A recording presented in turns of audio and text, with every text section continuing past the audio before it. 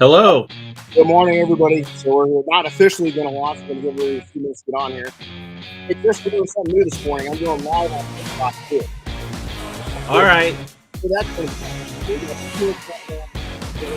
get on here and put out this there. So we got 2 more minutes. Got an introduction. So you guys can on TikTok and then we're going to get into it. Probably next Saturday. Comments from Chris. We're going to do some introductions of you guys like that. We got a 5-day training with one over.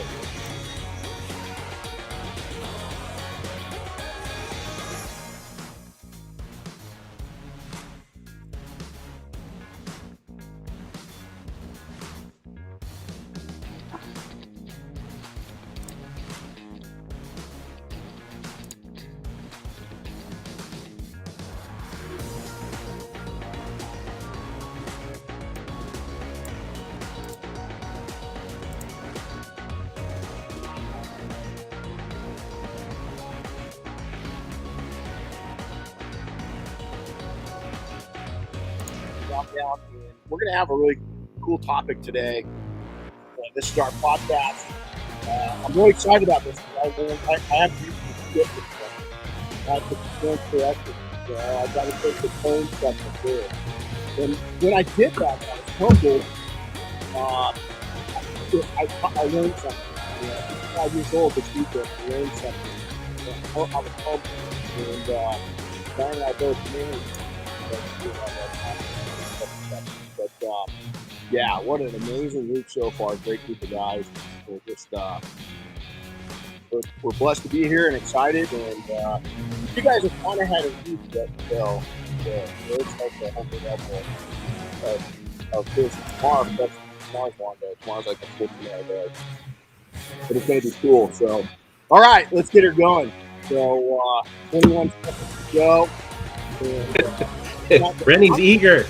I'm eating. I got one. I'm kind of picked up. So I got coffee. And I got a cool shirt on. It's not what's on your shirt versus what's on mine today. So I got something really cool. All right, here we go. 4, 3, 2, 1. Good morning, Renny Doyle Podcast. I've got some special guests in. Hey, Chris, how's it going? It's going good. I could tell you're excited this morning. I am. You know, because here's why. I got to own some shit, right? And nobody likes to own shit these days. You know, everybody likes to talk shit, but they don't like to own their shit. And I'm gonna talk about when you own your shit, the cool things that happens, because this was a real eye opener. So we're gonna go through today, and really our purpose and goal is to share when you own stuff. And so the today's topic is your thoughts, mistakes, and successes. Owning all of those. Believe it or not, why success is at the end? Because a lot of us don't want to own. We let our egos go out in front of us. We don't correctly own our successes. And when we correctly own our successes, we're going to get to a whole new level in life. So before we get going, Chris, you asked, what's on your shirt? What's on my shirt? Oh, this is the, this shirt? For once. Hey, this is the new Corvette on my shirt, but it's the, what is it? We're on the C8, right? So yeah. This is the C8R. This is the race car version. This is the car that goes to the 24 hours in Le Mans in France and stuff like that. I can't believe you've got a Corvette anything in your wardrobe. You're kind of a Euro snob. I can appreciate a Corvette. Okay, that's cool. So I've got our good friend Samantha. You know Samantha. We love her. She's part of our group. Yep. Check out what she gave me. So I'm going to turn around. Cal Fire. She knows, crew, helicopters, stuff like that. So Samantha, thank you. That's cool. She's on this morning, by the way. That's awesome. So I'm wearing it with pride. She gave this to me at our big event. So before we get started, we are going to really talk about your thoughts, your mistakes, and your successes. And yours truly is going to own some shit right off the bat, right when we get going. But before we do that, we're going to run through and give each of these professionals about 10 seconds to introduce themselves. So come on in. We're just going to file through. So look right there at the camera. All right. Good morning. My name's Tony Mazzell. I'm from Tehachapi, California. I also accidentally have a helicopter on my shirt. That was not intentional. Look it, we're brothers. And I guess you're probably young enough to go, my son. Never mind. Yeah. Well, what's your mom look like? Well, Anyway, I'm caffeinated also, and I'm ready to be educated. There you go. Right on.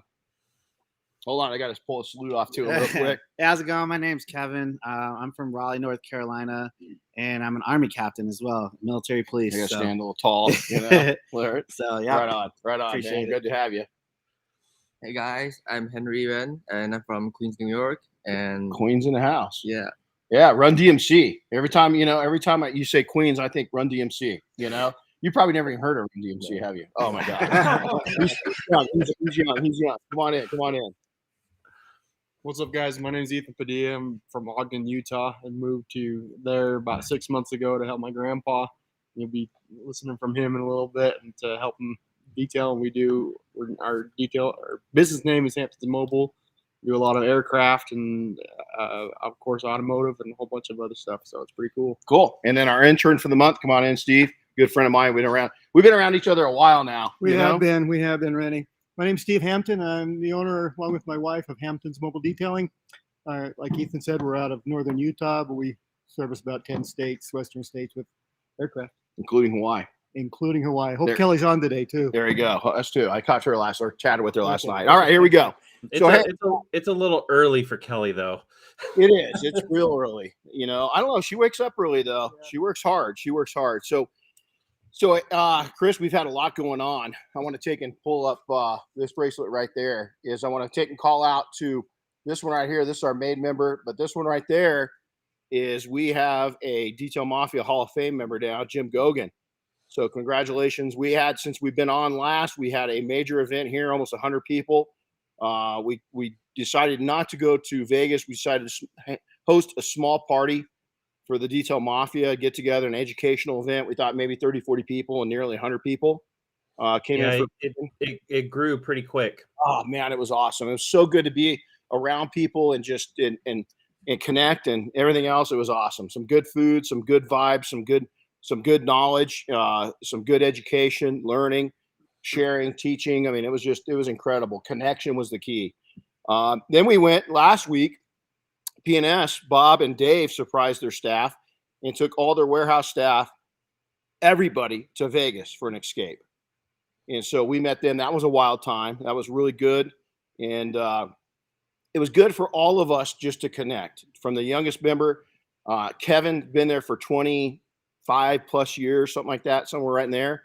Yeah. So sit next to him and have dinner with a guy that's watched, P&S completely change over the last 25 years. He's been there almost half of the journey. And so it was pretty cool to do that. So with that, let's jump into this. I was just in Southern Utah. You guys is part of the neck of the woods, exploring possibilities of some properties and stuff like that. And I love the outdoors, and we're looking at making an investment. So we went up, I saw my daughter, went and got to have my dinner with my oldest. She bought me dinner. Did she take you for a ride? Not yet. I haven't flown with her. Yet. Not as her, it's going to happen. I mean, I'm almost close to, because she's got to be careful, right? Who she sticks in that helicopter. But I'm almost to the point where I'm like, hey, let's just go lease the helicopter and go. You know what I'm saying? And that way it's legit. And it's not like us stealing a helicopter or something like that. Not that I would ever condone that, but I did. So I don't know. I probably shouldn't share this, but when I was a kid, Chris, I don't know if you know this, I stole an airplane, kind of borrowed it. I borrowed an airplane. I think I kind of heard this. Yeah. So we decided we were out at a ranch, and I saw the airplane, the 152, and we decided, I told my friend, he said that you can't fly that. I said, yeah, I can. And so I did. Problem is I hadn't done a solo landing yet. Then the rancher came back by, and I saw a truck coming down, and he's going like this. And he's standing next to my friend. So I did a perfect landing, man. I got away with it. And he's talking about, how he's going to call the cops out. And then he heard who's teaching me how to fly, which is Art Scholl. And he goes, well, how are you, how'd you line up with Art Scholl? So I told him the long story is that, Art Scholl's a legendary flyer, by the way. And so he heard that I was cleaning aircraft in exchange for learning. So I sat out there until he brought spotlights out. I was cleaning that damn airplane I just borrowed for hours. And so that was the penalty for borrowing an airplane. So borrowing an airplane. All right. So, hey, let's jump into it. Before I get into this is not an endorsement for Walmart. I've been in a Walmart once in 16 years, and it just happened this past Saturday. It's also not a hammering point for the people that go to Walmart. Okay. So I don't like what Walmart does to small businesses and communities. I really don't. I also don't like the way I think they could be the Chick-fil-A of major employers in this country and really treat their staff better. Comes down to that. That's why I don't support them. It's not because of the people that go there. We all see the funny videos of the people of Walmart. Chris was quick to point out that does exist. You know, some of the people that go there. Yeah. That exists at this table with me. You know, I'm goofy as hell. But here's the deal. Diane, we had to go pick up a lot of supplies this weekend. We're in uniform. I usually do not go into public places in uniform. Just don't. But Diane and I were both in uniform. We had to go into Walmart. And I was literally throwing a bitch fit. I did not want to go because I haven't gone in almost 20 years. And I'm going to be honest. It was mainly at that point, you see the videos of the people of Walmart. And I was just like, man, I don't want to go in there. This is bullshit, you know. And Diane said, hey, we got to go. It's going to save us a lot of money. We got to go. So we went. This is where I stand corrected. Is we had no fewer than 50 to 100 people come up and thank us for our service. We couldn't get through a aisle without 5 people. We walked in, and the first thing that happened is the Walmart greeter. They make fun of him. That gentleman told me the story of having a young man in the Army that was an infantry service member, and told me his son's story, and he was glowing when he told me. And instantly, I kind of felt like shit. Then as we walked through the store, is more and more people approached us, and it became very uncomfortable. It was overwhelming that American people, the people that go to Walmart, are the cloth and the blood of America. They're the working class, and I don't know who the hell I just did something. Good. I just did something.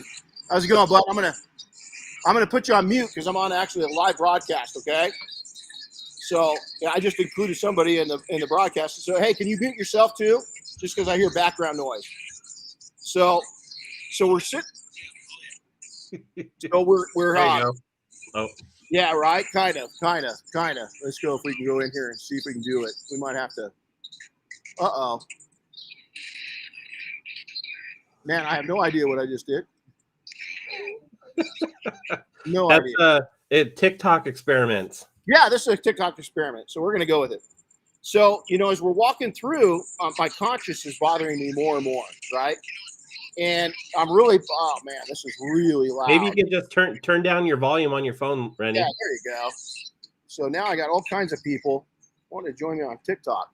So there we go. So, you know, as we walk through, the guilt feeling of how I was just judging, not just Walmart, the people that go there set in. And I was quiet on the way home. The whole way home, Diane was going, you know, hey, what's up? You know, what's up with you? I mean, are you feeling? Both of us were humbled, but especially me, because she wasn't ragging. I threw a complete little whiny bitch fit because I was walking into Walmart. And I told her, I said, you know, this makes me dig deep down on some other shit that I need to own. And, you know, a lot of times we forget how hard people work to survive. And here we are doing things that we love to do. We might be brand new. This young man that just joined me on TikTok, man, he might be, I don't know his story. We don't know anybody's story. Everybody's got a story. Some people's story is they're just now starting to figure business out. They left a shitty job to get their own stuff going. They've got a family situation where they're supporting family members and they need a side hustle. We don't know what it is, and we got to stop judging people when we see them. Everybody was new at something at one time. And, you know, we're quick to point out the troubles that new detailers have. Well, instead of taking it and pointing out the troubles they have, why don't we lend a helping hand and make their life better? Why don't we take and help them be better skilled, better advised, better profit earnings? Why don't we turn around and help people up? That's what makes the biggest difference. And it sat there in my mind, and I felt bad. And I went back to my own beginnings, is that I would have been happy as hell as a poor kid from Colton, California, to have a chance to go into a Walmart. I was a snob. It came down to it. I had a snobby attitude towards it. Now, let me share this backside of the story too. Was that about 3-4 years ago, I had to go get a tie for an event. I was coming off base. There's a Nordstrom's there. Not one person at a high-end store approached me. Now, at that time, that was good. I don't like being approached, right? It's not that I don't like to, but it makes me feel funny. You know, it's just somebody comes up and they, thank you. I'm not there for that. I didn't do that for that. That's why I don't wear the uniform outside of base usually. I appreciate it. And I always tell people, no, thank you for allowing me to wear this uniform. It's you that allows me to put this on and feel like I'm still giving back. It's you that pays your taxes. It's you that supports us. It's you coming up and thank us. But I want you to go to the youngest service member you can find that's in this uniform and thank them. The youngest person. Now, here's the top echelon of society at Nordstrom's. Now, they probably didn't mean any harm. They just didn't approach me. But here's the people, the store that I kind of looked down on, to be honest. If I'm honest with myself, that came in groves. We couldn't count how many were thankful. And it reminded me on how thankful we need to be doing what we freaking love to do. Did you know when I started out in this industry, I talk about this sometimes, that I wasn't real proud of what I did. We were a janitor. And it's gotten to the point now where we've got professionals following us as detailers that wish they were doing what we did. I never thought I'd see that in my career. But yet, a lot of times, we're still ashamed of what we do. We can't be. We got to be proud of what we do every step of the way. So part of this is, let's talk about your thoughts and owning your thoughts. My thoughts this past weekend were completely corrected. I stand corrected, but I had to own it. I owned it with my wife, and I'm owning it right now with the people. Okay? That's the first thing, is owning it. My struggles as a youth and as a poor kid is I should be ashamed of myself for forgetting that for a little while. I talk about it all the time. But did I really remember what it was to struggle? The answer is no. I didn't really remember. I took it for granted. I took my position that I'm in now for granted. And that was a correction step. You need to step back and correct yourself every once in a while. Is that controlling thoughts? Is that in search and rescue, we're going out, we're looking for somebody. Is I had a person that we're looking for that was in a really bad situation, and we couldn't find him. And after the first night, we're bivouacked out in the middle of nowhere. I taken and absolutely signed this person off. Said, no way, he's dead. We're going to find him, and he's going to be he's going to be gone. I signed him off. Well, that bled down to my team. My team was looking at me for leadership. I didn't supply leadership. I didn't supply hope. I didn't supply determination. The next day, we found that individual alive. And I've never once since then, when I was young, I never thought, I'm always going to think people are alive until they're not. I broke my own rule. But more so, what's important from that is I was a bad example for other people. Is that I gave that imagery that it was okay to go on these missions and think the worst. Where really what you're looking at is when you go on these missions is you're thinking the best. You've got to have positive thinking in everything you do.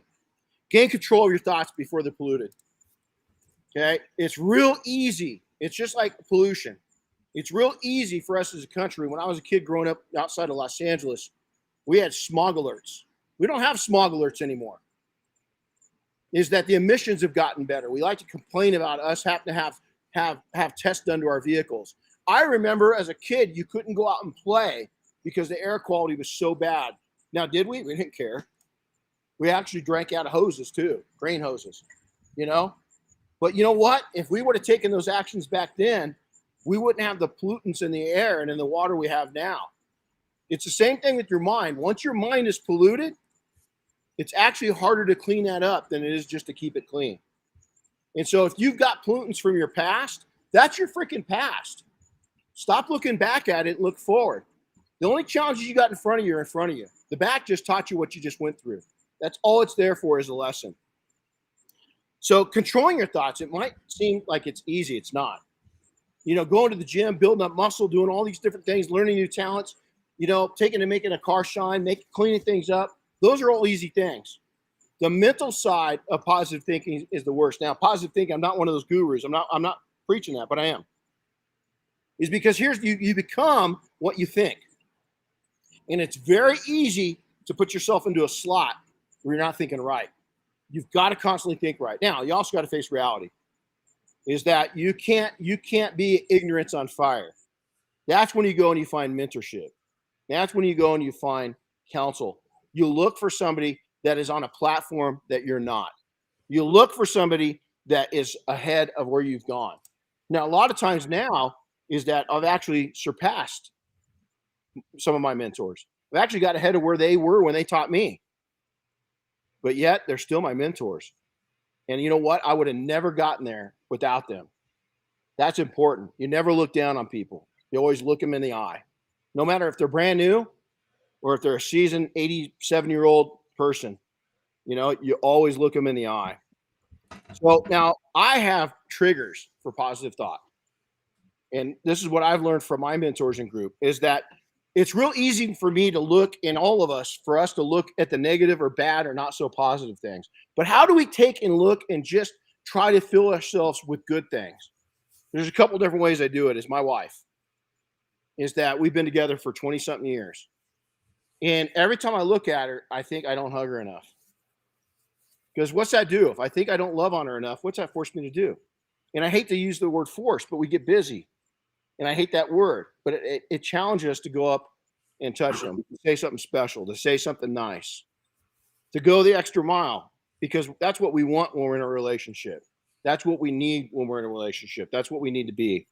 My other triggers are my soul connections, what I call my soul connections. That's my people right here, my wife, my kids, believe it or not, my dogs, my horse, our horses, the people around me, the people in our group, all those soul connections are triggers. When I see somebody struggling, when I see a young person struggling or a person that's my age struggling, is I try to relate. Empathy, show empathy for what they're experiencing. That's my trigger, not to go up to them and say, man, yeah, this sucks. I know what you're going through. No. I don't start with that. I say, man, you know what? Yeah, man, I know it's going to get better. You lead them in. You put a positive thought into their mind. And you let them know this isn't going to be here forever. And you lead them that way. My other trigger is my house, on how badly I wanted a nice home when I was a kid. And every time I walk in this house, every time I walk down the hallway in my house, is I see pictures of my grandparents. I see pictures of my kids. I see pictures of our family. I see pictures of my mom. And I'm so thankful that they gave me the foundation they did to live where I do and do what I do in my home with the people I do it with. Is my home is not, I don't come home a lot of times, try not to, and say, oh my God, I got to do this. And I'll walk in and say, man, I remember the day that we bought this place. And I think that, I'm not kidding you, it's no lie, 3 or 4 times a week, especially when I walk down my hallway. And then my shop, when I walk into my shop, how lucky am I to have this? I remind myself, I walked out today, before you walked up to me, I was cleaning my sunglasses. And as I grabbed that bottle, it was a trigger. I went to get some cleaner. And I go, how many guys have a shop? They can walk out and they got a nonstop supply of the best detailing tools in the world, made from everybody you can think of. Not many. I'm lucky. I remember when I couldn't afford a bottle of wash. And now I got a whole shelf with my name on it. Hey, I remember when you could only fit 2 cars in the shop. I remember when I could only fit 2 cars in the shop. I remember having a shop. Exactly. I remember having a shop where you could only fit 1 car in the shop. Steve Hampton's here. He saw that shop. He worked in it. He worked in that shop. And so, that wasn't a small shop. It was a very productive shop. I've never been into. I bought this shop. This is the biggest shop I've ever had. Why do I own this now? Because I own it versus renting it. It's mine versus somebody else's I'm paying the debt off to. Is that I've always kept my reality because I've kept my costs and expenses low. My other thing is that we're in a program with Porsche. And I've always had a thing. I got my first Porsche when I was 18. And I go out every other week and I jump into a new Porsche I've never driven before. My wife drives a Porsche. We exchange those Porsches for trainings anytime we want to. And again, you know what that is? Not a bragging point. I work my ass off for that. But what it is the average person doesn't have that ability. I'm blessed. But what's next? That's not topped off in that. I'm hoping that Ferrari starts the same program with us. Who knows? Think big, never stop. And that was actually Chris's idea. Little off topic, but you said the word Porsche. You know what they unveiled last night at the LA Auto Show? What? The new Cayman GT4 RS. Oh, hell yeah. So it's got the same engine as the GT3 RS 911. Oh, damn. So you got to go check that out later. Wonder what that's going to be worth. The current ones are about 140,000. This one new is about 150 grand brand new for a Cayman. Bad. Yeah, that's not bad. That car, I'll tell you, with that engine might take a 911 and waste it. Thanks, Chris. You just set that up. Did you hear that? Yeah. Diane, there's a house payment. Our logos. We got a family of logos. We got a family of companies. We don't own just a company anymore. We own a series of companies. We've got a little micro empire. And again, you know what, guys? You might be brand new to this. You might think, man, I'm struggling with one. I don't even have the logo I want. I drew my first logo for our first company out with a crayon from our kids. I didn't have a designer. I didn't have the money for a designer. I begged, borrowed, and stole. I used connections to get my logo design. It was designed with crayons. It was positive thinking that knew I'd get there. And you can see the evolution of our logo change as we made a little bit of money, because we didn't want any debt. We wanted zero debt. And then the messages received. When we get messages from all of you, that's my controls my thoughts. It reminds me that every time we do one of these events, if we can impact one life and change it a little bit, that our effort's worth it. And these take a lot of work. Now, bad triggers for me.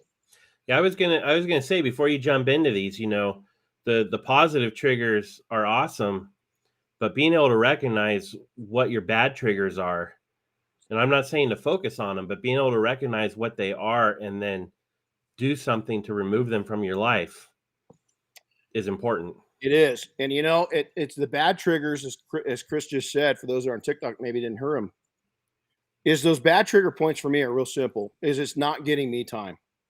It's not me removing myself and letting my mind settle.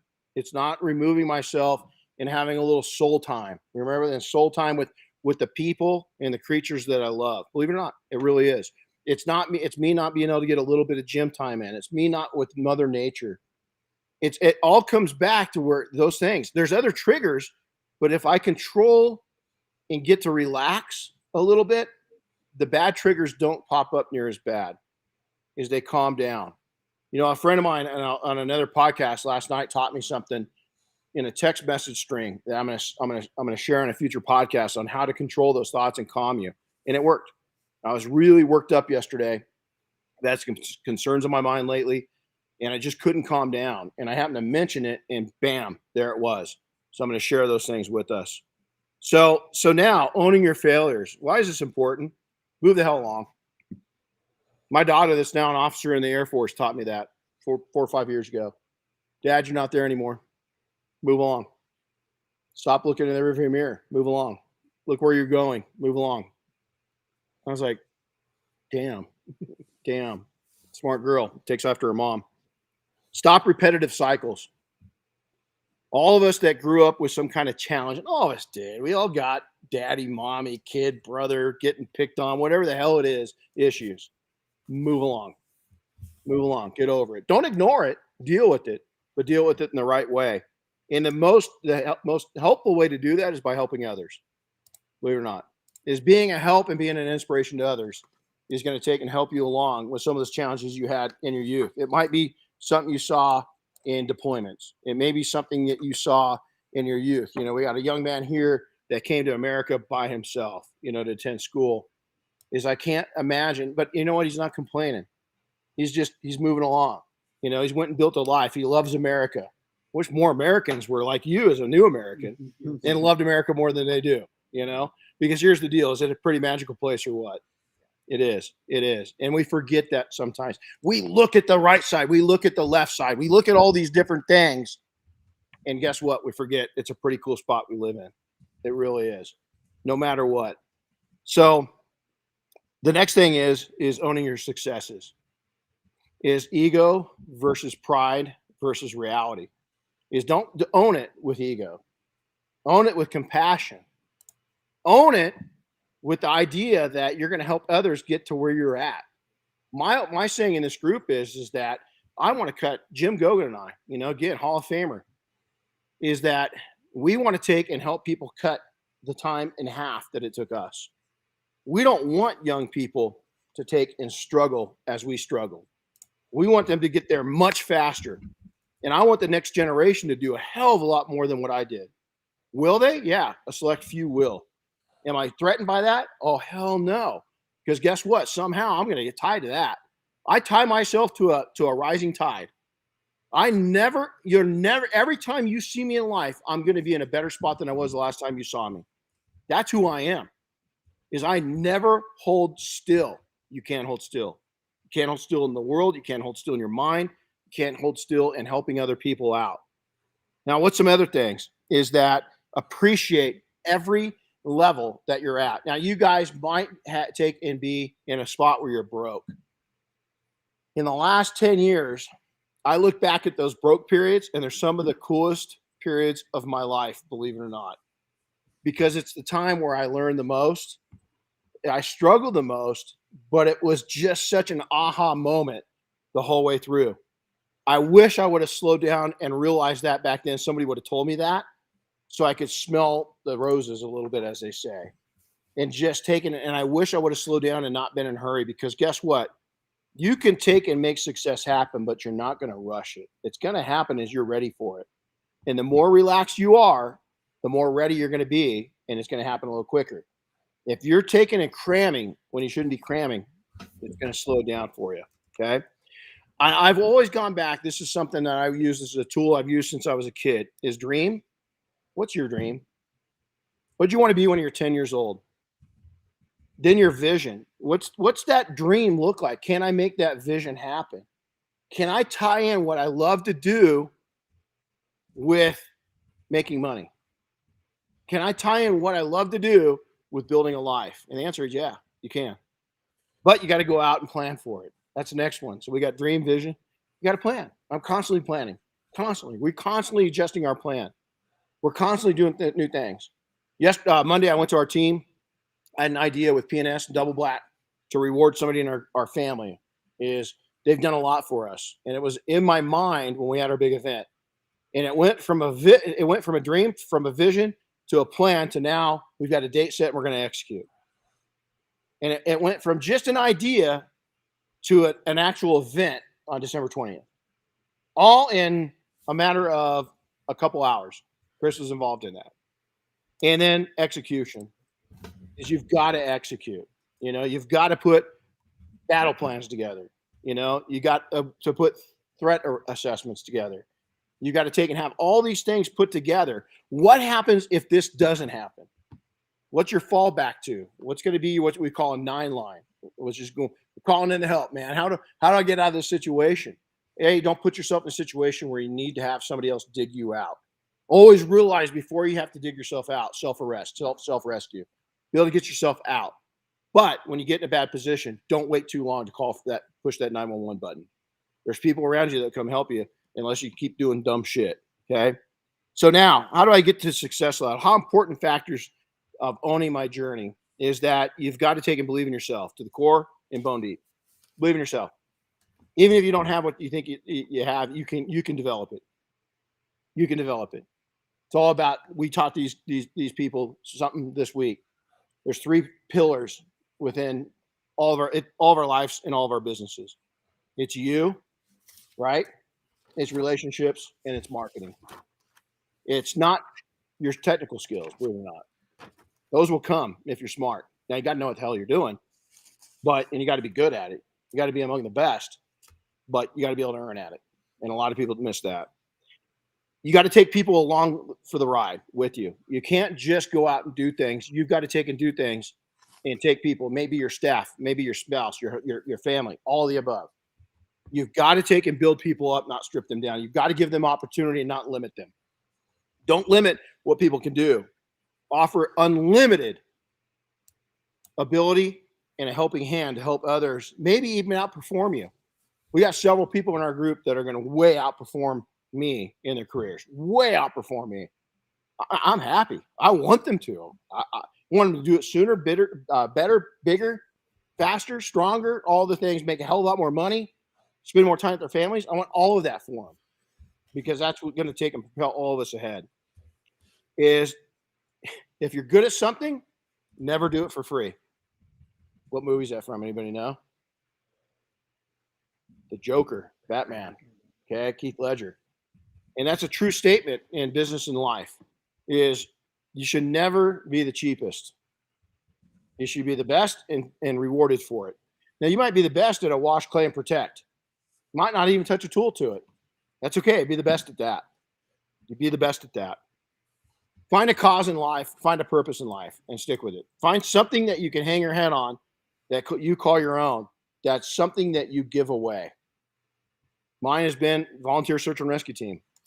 90% of the rescue teams in the world are volunteers based.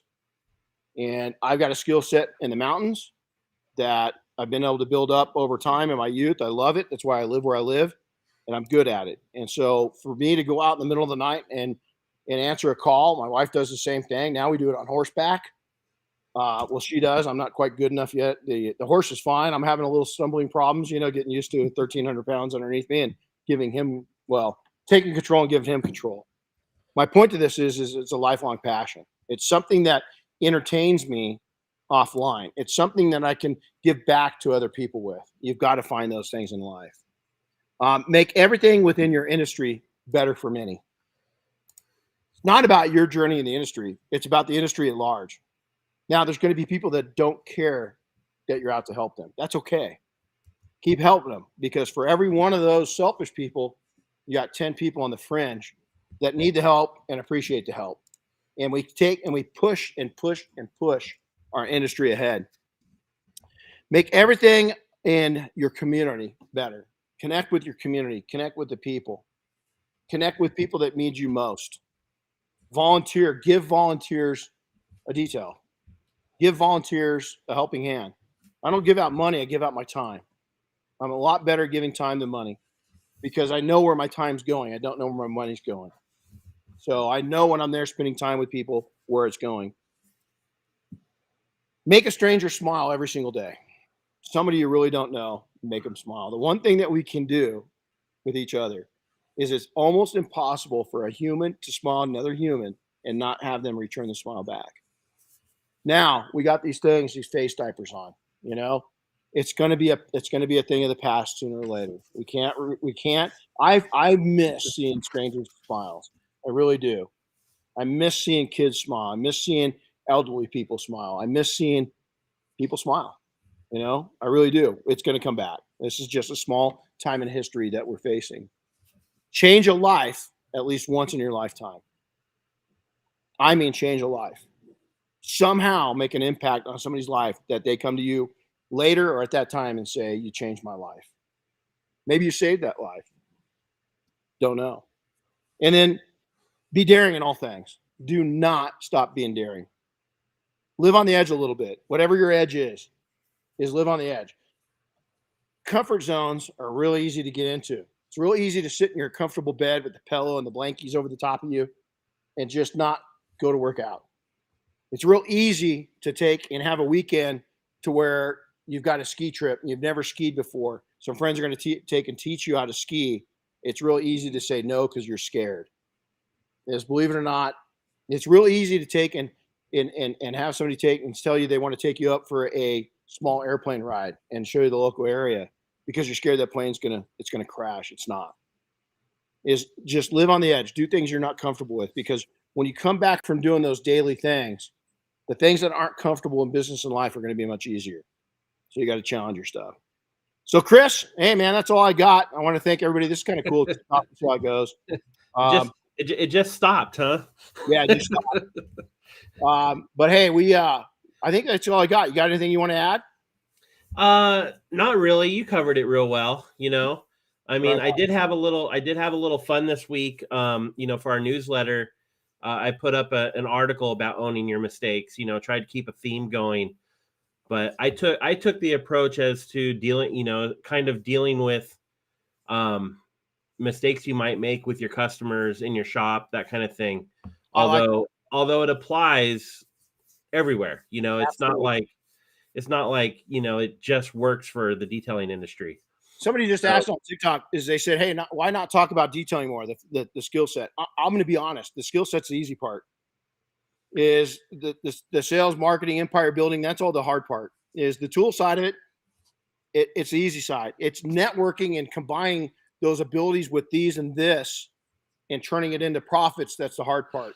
The other part is you get more successful is that as you start to either see the real challenges of business, most people quit. They give up way before they should. And so my thing is to stay the hardship, hold the line, and you're going to make it through. And so the physical side of detailing or any labor is the easy part. Yep. Is what we're talking about is the hard part. And in addition to that, you can get lots of good information from a lot of different places in this industry and from a lot of different people. Absolutely. And I think Renny will agree that we're not trying to be a one-stop shop for you guys to get information from. We want you to soak it up from all sorts of people. Yeah. And, Renny's niche is the kind of stuff that we talk about. I mean, he could get up there and show you how to do this and do that and what product works with this and that. But he's got a very unique perspective on all this other stuff. And that's what we want you guys to take advantage of. It's actually, I mean, can I detail? I'll take, you want to challenge me? Put $10,000 on the table. Let's go. I mean, I'm very confident in my abilities, but here's the deal. You want to challenge me on marketing and business? Put $100,000 up. Let's go. There's the difference. Boys and their toys. Okay. So you know what? And most people in the detailing industry that we see out there talking, they don't have 10 cents to rub together. And there's the difference. And I'm not ragging on people, but every day we pop up with somebody that that they're really struggling. The next thing you know is they're mentoring and coaching people, and they themselves haven't reached a real high level yet. And it's just sad to see. Man, I'm not going to give you any theories here. There's no theories. I'm going to throw it out for real and take it for what it's worth. Some of it's going to stick to you. We make suggestions, you make decisions. Simple as that.